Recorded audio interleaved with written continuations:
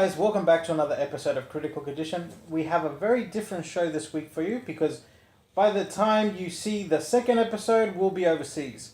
So what we're doing, we're just categorizing the most anticipated games of October that we think are going to be a good fit for our viewers and us. We're definitely going to be dying to play them when we're overseas, but obviously we're not going to take any sort of consoles with us except the Switch. So, and not to mention, we'll probably be too wasted to do anything other than sleep off the alcohol. Maybe. I don't know. I have to visit family, so I can't get too sloshed. But other than that, guys, hope you enjoy the show. This is a generic intro, so all the topics will have this intro. So stick around. So this week, guys, we have Forza 7 Motorsport. Now, you're a bit of a racing fan, aren't you, Mitchell? No, but this game looks frigging impressive. Yeah? Yeah. Just the vibrant colours in it. Like, I know I sound like one of those little birds that goes around and hunts for shiny things? Yeah, but I just like it. And the dynamic weather as well, and just everything looks amazing in it, especially in 4K. Yeah, what's really interesting about this particular release of Forza is that they have designed it from the bottom up for the Xbox One X. So well, you are an arse man, so you're enjoying they've designed it from the bottom up. Wow.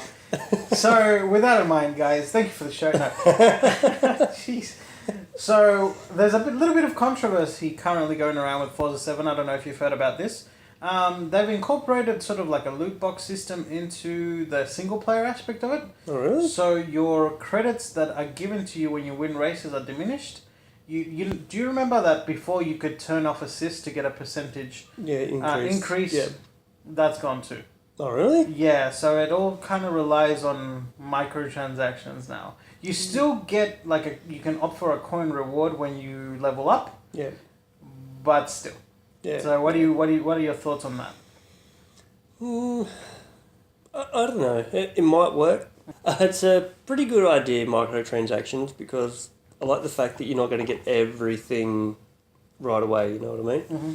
So from that aspect I can see it working, but by the same token it's just going to take so much bloody longer. That's right.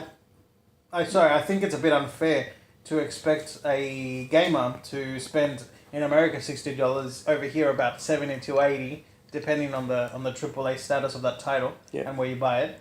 And then, sort of expect them to spend more money when they're playing it. That's a bit of a dick move. Yeah.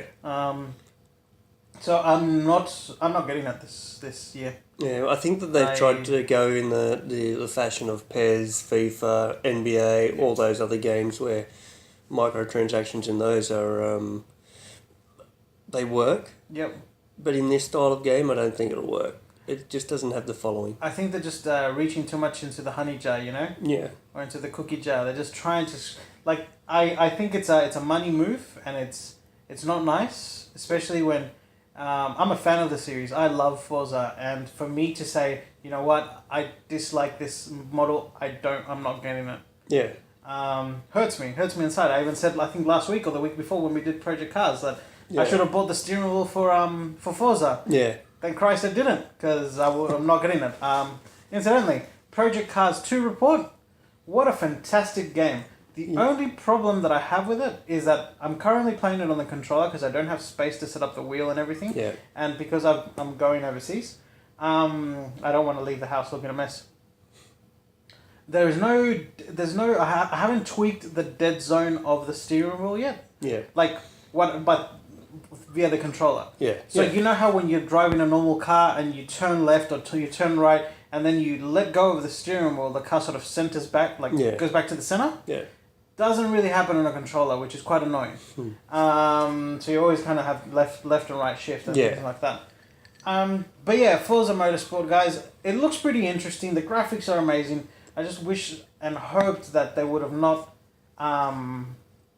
it's just a bit of a shame, that... And I'm pretty sure this wasn't a Turn 10 studio idea.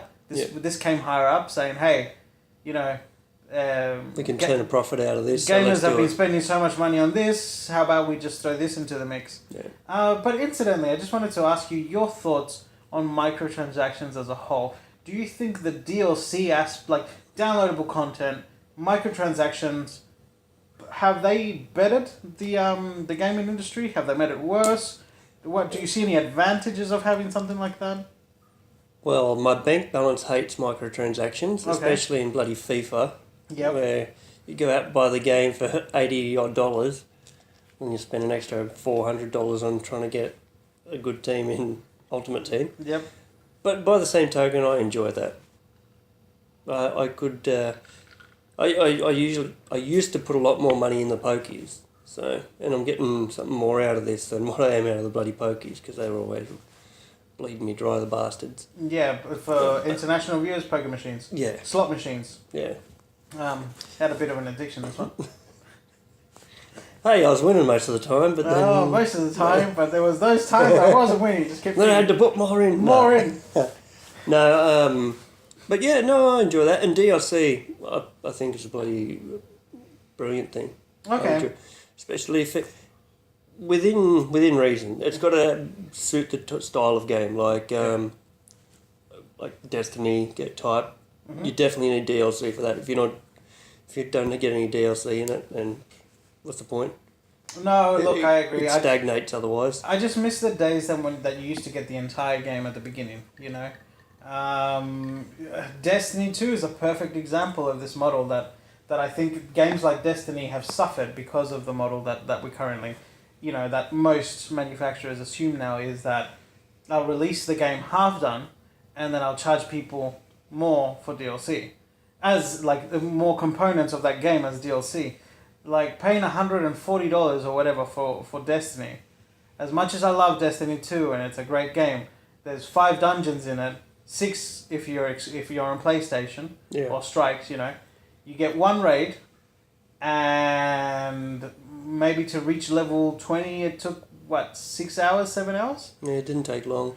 But, isn't the Osiris, isn't that free? No. Or Expansion Pass 1, Expansion Pass 2. Oh, okay, so yeah, I got that. That's why I'm getting it for free. Yeah, so I feel like you've been sold half a game, you know? Yeah. And I just use Destiny as an example now. I'm not crapping on Destiny. I play it every night. We're actually recording this before we go and play the raid with our clan members.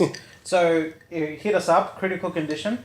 The guys will be playing while we're away. You can always hit Skinny Man 94. That guy's a machine. He doesn't sleep. He sleep. Lost his wife, remember? He lost his wife, he's lost his job. He's lost his sneakers the other day. He was running home and he just tripped and he was like, no, I need to get to the break. I heard that he lost all sex drive as well. He's just like, no, it's all Destiny. No, he lost half his balls in the Destiny 1 war. That's what happened. That's why he's lost his sex drive. And then he's lost the other one now. So yeah. Well, now his missus has it in his purse, in her purse. I was going to say he's geez. You heard it here, folks. Skinny man. You heard it here first. Skinny man. Yeah. So with that, guys, I hope you've enjoyed the show.